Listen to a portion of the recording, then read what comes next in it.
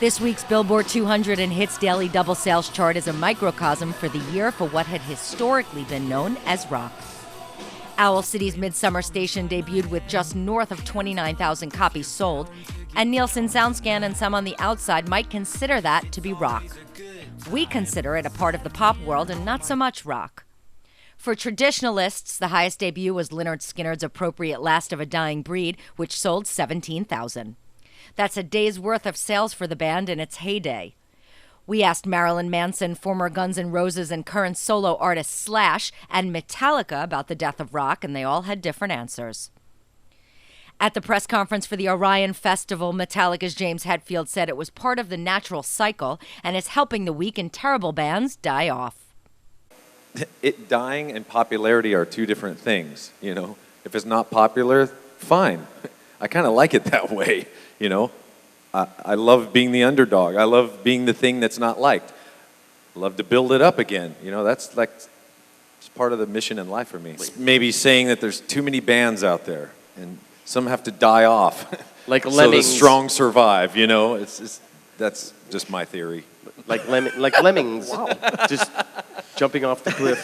Our final question. You heard it Don't here follow first. me, all right, please. There are I'm too lost. many bands out there. Some of them have to die off. Quote, James Hetfield.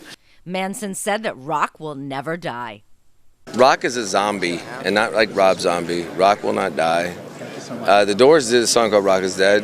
It's a very obscure track. I did a song called Rock is Dead. I think both of us did it sarcastically, and the fact that they did it such a long time ago and I did it without even knowing actually that they did it, it just points out that rock isn't about what it sounds like. It's not about the new trend or the change in the music or any of that stuff. It's really about music that comes from your metaphorically. It's when you play from your guts. Slash had a more measured response and admitted that commercially the rock music industry is nowhere near the heyday of late 80s, early 90s Guns N' Roses. Rock and roll has always been very alive in the hearts and minds of the fans, but as far as the industry is concerned, it's become sort of dead. And so, you know, I do what it is I do. I have my own record company because I have control over it, and I go out there and I find that there's a very receptive audience. Whether or not you can sell records, you know, during this period of the way that the internet has sort of taken over the availability of albums and people always downloading one song at a time and all that, something I don't have that much control over.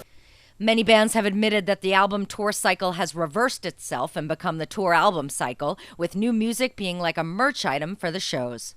The big labels are following Interscope's lead and stopped working on developing new rock.